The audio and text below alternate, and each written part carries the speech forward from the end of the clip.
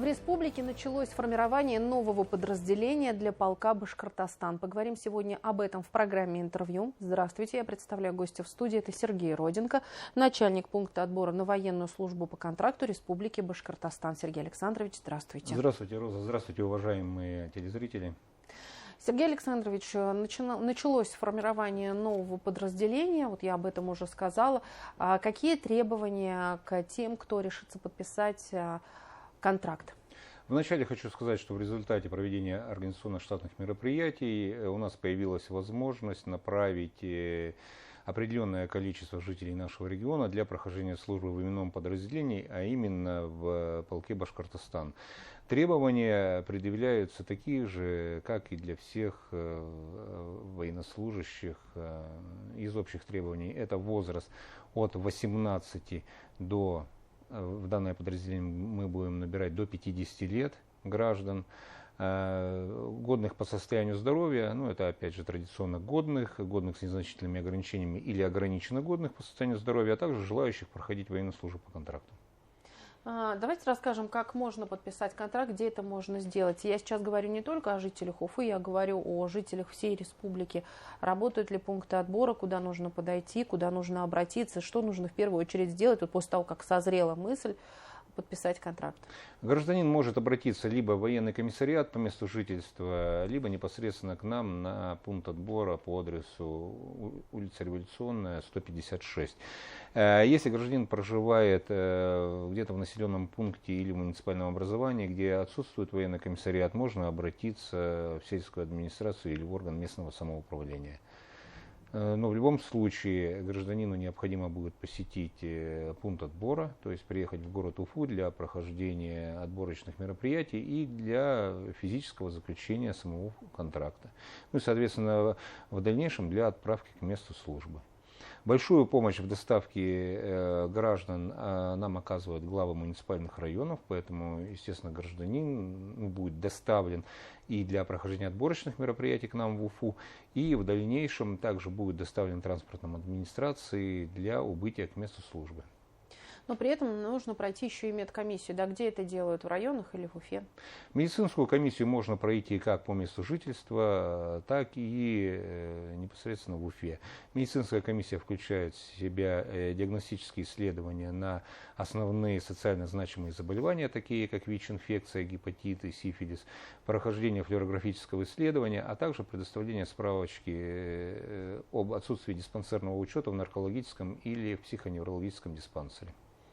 Ну вот специальная военная операция, мы о ней уже говорим достаточно давно, я имею в виду о контрактной службе, о том, как кто подписывает контракты.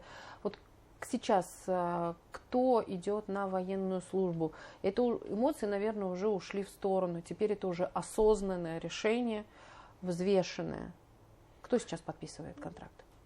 Контракт подписывает основная масса наших кандидатов, это граждане от 35 до 45 лет, как правило, с средним профессиональным образованием и выше. Семейное положение, как правило, это люди женатые, имеющие детей, и на момент подписания контракта трудоустроенные. То есть я не разделяю официально это трудоустройство или, может быть, трудоустройство там где-то по каким-то договоренностям, но, как правило, эти люди, они заняты в гражданской жизни.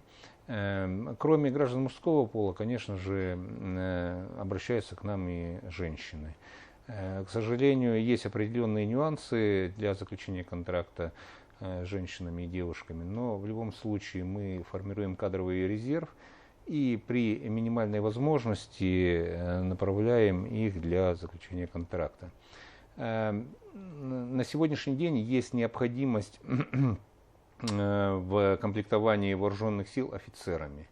То есть я хотел бы обратиться к офицерам запаса, которые проживают на территории Республики Башкортостан, и те из них, кто хочет вернуться на военную службу по контракту, сейчас такая возможность есть. Кроме того, звание офицера может получить гражданин, имеющий высшее образование и родственную военно-учетную специальность. Поэтому по всем этим вопросам я прошу жителей нашей республики обращаться либо в военный комиссариат по месту жительства, либо на пункт отбора.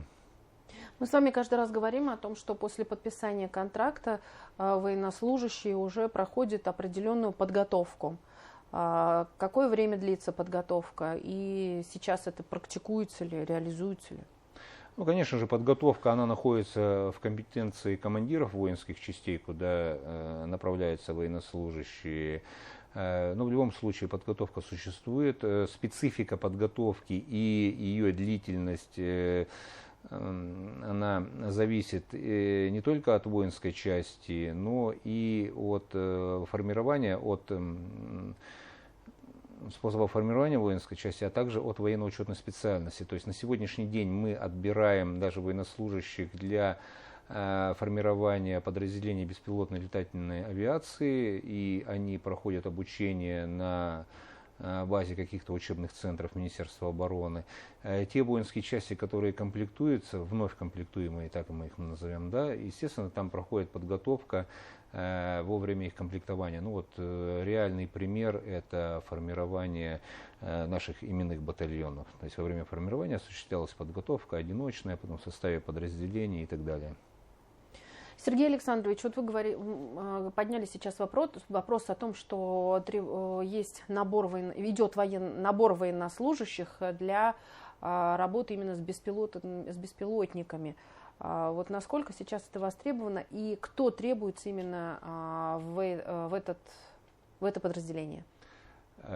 Требования к военнослужащим – это возраст, конечно же, до 35 лет.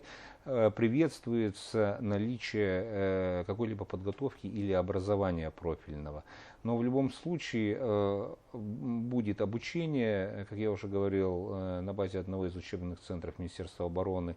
И даже молодого человека, желающего стать оператором БПЛА и имеющего, ну так скажем, уверенные навыки использования компьютера даже в части